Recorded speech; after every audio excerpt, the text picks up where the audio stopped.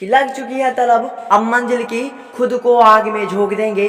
मंजिलें कहती है तुम्हारा जाएगा, दिल कहता है देख लेंगे। हेलो दोस्तों, स्वागत करता हूं आप लोगों का आपके अपने यूट्यूब चैनल सफ़र सक्सेस लाइफ में। दोस्तों आज की क्लास में हम लोग क्लास 12 के हिंदी का जो 12 नंबर चैप्टर है जिसका नाम है त्रिक्ष, उसका मोस्ट VVI ऑब्जेक्टिव क्वेश्चन से करने वाले हैं जो कि आपके बोर्ड एग्जाम की दृष्टि से बहुत ज़्यादा इंपॉर्टेंट है। सो दोस्तों मेरा सजेशन है कि इस वीडियो को इन तक जरूर देखिएगा, ठीक है। तो चलिए क्लास को स्टार्ट करते हैं। यहाँ पर देखिए आपका पहला क्वेश्चन क्या कहता है। पहला क्वेश्चन कहता है कि उदय प्रकाश का जन्म कब हुआ था। ये बहुत इंपॉर्टेंट क्वेश्चन है और बहुत बार एग्जाम में पूछ चुका है, ठीक है। तो उदय प्रकाश जी का जन्म कब हुआ था, ऑप्शन की ओर हम लोग देखते हैं। तो ऑप्शन में यहाँ पर दे रखा है, पहला ऑप्शन है 1952 में, दूसरा ऑप्शन है 1942 में, तीसरा ऑप्शन है 1930 में एंड चौथा 1960 में। तो आपको पता होना चाहिए कि उदय प्रकाश जी का जन्म 1952 ईस्वी में हुआ था, यानी कि ऑप्शन नंबर ए करेक्ट हो जाएगा। चलिए दूसरा क्वेश्चन की ओर हम लोग बढ़ते हैं। दूसरा क्वेश्चन कहता है कि त्रिक्ष किस प्रकार की रचना है।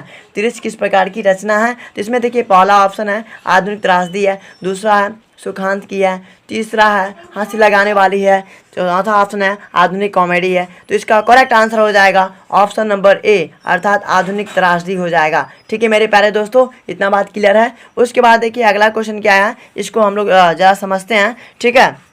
अगला क्वेश्चन कहता है question number third. Question number third क्या कहता है, क्वेश्चन नंबर थर्ड कहता है कि त्रिक्ष शीर्षक पाठ के लेखक के पिताजी कितने साल के हैं। ये भी ज़बरदस्त क्वेश्चन है अपने आप में। तो यहाँ पर देखिए आपका ऑप्शन नंबर ए कहता है 56 साल के हैं, ऑप्शन नंबर बी कहता है 52 साल के हैं, ऑप्शन नंबर सी कहता है 55 साल के हैं, ऑप्शन नंबर डी कहता है 57 साल के हैं। तो आपको पता होना चाहिए कि त्रिक्ष शीर्षक पाठ के जो लेखक है और उसके पिता है वो कितने साल के हैं, तो 55 साल के, यानी कि ऑप्शन नंबर सी इसका करेक्ट हो जाएगा, ठीक है मेरे दोस्तों। उसके बाद देखिए अगला क्वेश्चन कहता है क्वेश्चन नंबर 4। क्वेश्चन नंबर 4 क्या कहता है कि उदय प्रकाश जी का जन्म स्थान कहाँ है। तो इसका करेक्ट आंसर हो जाएगा ऑप्शन नंबर डी अर्थात सीतापुर अनूपपुर मध्य प्रदेश में है, ठीक है। उसके बाद देखिए अगला क्वेश्चन क्या कहता है। अगला क्वेश्चन कहता है क्वेश्चन नंबर 5 कि उदय प्रकाश के माता का नाम क्या है। तो गंगा देवी, यानी ऑप्शन नंबर ए इसका करेक्ट हो जाएगा। चलिए उसके बाद देखिए अगला क्वेश्चन क्वेश्चन नंबर 6 है। क्वेश्चन नंबर 6 कहता है कि उदय प्रकाश MA किस विषय से किए थे। MA यानी कि मास्टर ऑफ आर्ट्स किस सब्जेक्ट से वो किए थे। तो इसमें देखिए पहला ऑप्शन है हिंदी, दूसरा उर्दू, तीसरा अंग्रेजी, चौथा मराठी। तो इसका करेक्ट आंसर हो जाएगा ऑप्शन नंबर ए अर्थात हिंदी से वो क्या किए थे, MA किए थे। इतना बात क्लियर है गाइस। चलिए उसके बाद देखिए अगला क्वेश्चन कहता है क्वेश्चन नंबर 7। क्वेश्चन नंबर 7 क्या कहता है कि निम्नलिखित में से किस विश्वविद्यालय से उदय प्रकाश जी BSc और MA किए थे। ये भी ज़बरदस्त क्वेश्चन है। तो ऑप्शन नंबर डी इसका करेक्ट हो जाएगा, यानी कि सागर विश्वविद्यालय सागर मध्य प्रदेश में जो है उससे वो BSc और MA किए थे। उसके बाद देखिए अगला क्वेश्चन कहता है क्वेश्चन नंबर 8।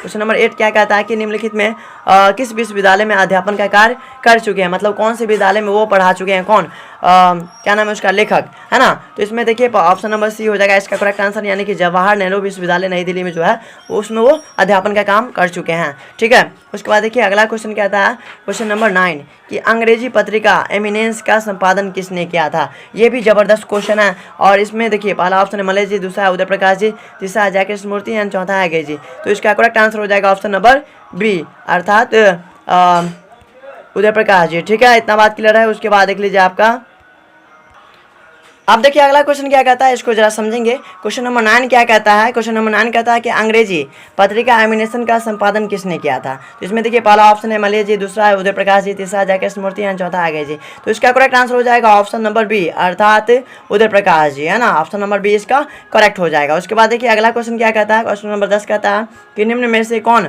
सा उदय प्रकाश का कविता संग्रह है। तो इसमें देखिए पहला ऑप्शन है सुनो कारीगर, दूसरा अबूतर कबूतर, तीसरा रात में हारमोनियम एंड चौथा इनमें से सभी। तो इसका करेक्ट आंसर हो जाएगा ऑप्शन नंबर डी अर्थात इनमें से सही भी हो जाएगा, ठीक है मेरे दोस्तों। इसके बाद अगला क्वेश्चन देखिए 11 नंबर कहता है कि निम्न में से कौन सा उदय प्रकाश का कविता संग्रह है। तो अभी बता दिया, इनमें से सभी हो जाएगा।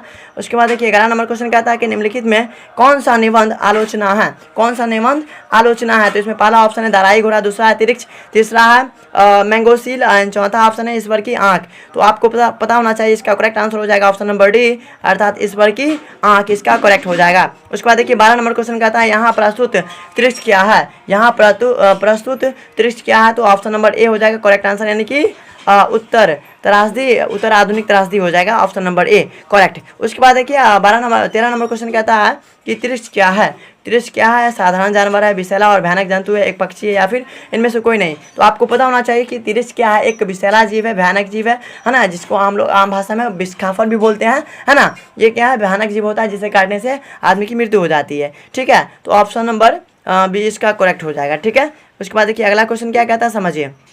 14 नंबर क्वेश्चन कहता है कि निम्न में से किस कहानी को जादुई यथार्थ की कहानी कहा जाता है। जैसे आप इससे पहले की क्लास में यानी कि क्वेश्चन नंबर 2 चैप्टर 2 में पढ़े थे कि उसने कहा था कहानी क्या है, उसको मील का पत्थर माना जाता है। उसी हिसाब से यहाँ पर जो है तिरछ कहानी जो है उसको क्या कहा जाता है, तो जादुई यथार्थ की कहानी कहा जाता है। जादुई यथार्थ की कहानी किसको कहा जाता है? तिरछ को। और मील का जो पत्थर था वो उसको किसको कहा जाता था? तो उसने कहा था को मील का पत्थर कहा जाता था। इतना बात आप याद रखिएगा जरूर। ठीक है, उसके बाद देखिए 15 नंबर क्वेश्चन कहता है कि लेखक के पिता को क्या काट लिया था? तो सांप, बिच्छू, तिरछ। तो आपको पता होना चाहिए तिरछ ने काट लिया था लेखक के पिता को, यानी ऑप्शन नंबर सी इसका करेक्ट हो जाएगा। ठीक है दोस्तों, उसके बाद देखिए 16 नंबर क्वेश्चन कहता है कि चटुआ नाई किस चीज़ से जहर उतारता था?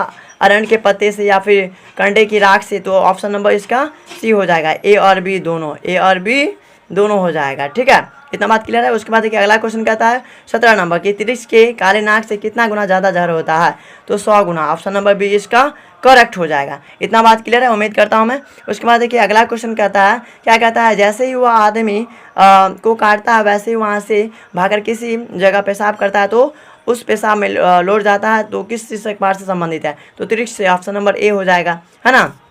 अगला क्वेश्चन कहता है क्वेश्चन नंबर 19। क्वेश्चन नंबर 19 क्या कहता है, समझिए कि लेखक के दो स्वप्न के सबसे खतरनाक पात्र कौन है? हाथी है, तिरछ है? हाथी और तिरछ दोनों है। तो ऑप्शन नंबर सी दोनों हो जाएगा, हाथी और तिरछ दोनों।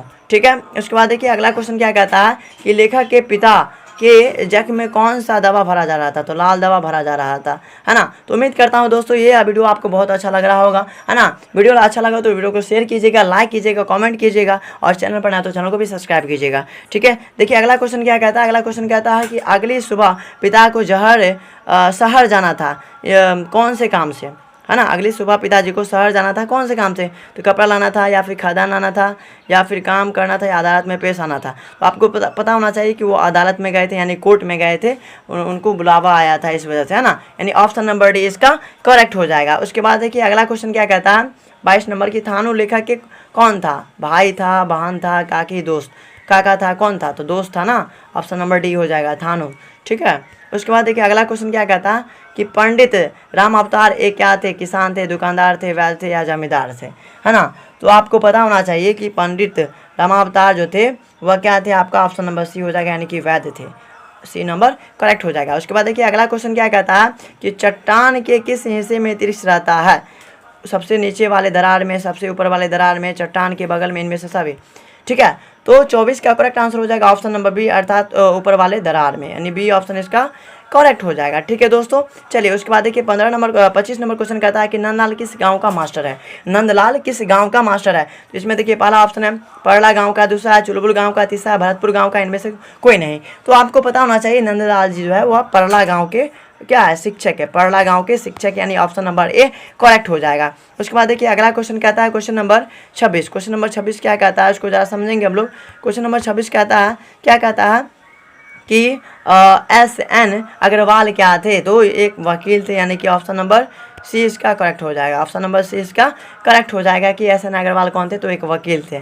उसके बाद देखिए उम्मीद करता हूँ कि इतना क्वेश्चन आप कर लेते हैं तो आपका चैप्टर से एक भी क्वेश्चन बाहर नहीं जाएगा, जो भी पूछा जाएगा आप सबका आंसर कर पाएंगे। ठीक है, उसके बाद देखिए 27 नंबर क्वेश्चन कहता है कि रमेश दत्त शहर में भूमि विकास सरकारी बैंक में क्या थे? नौकर थे, क्लर्क थे, मैनेजर थे या टंकक थे? तो आपको पता होना चाहिए वो क्लर्क थे, यानी कि बी ऑप्शन इसका करेक्ट हो जाएगा। ठीक है दोस्तों, उसके बाद देखिए अगला क्वेश्चन कहता है कि अग्निहोत्री किस बैंक के कैशियर थे?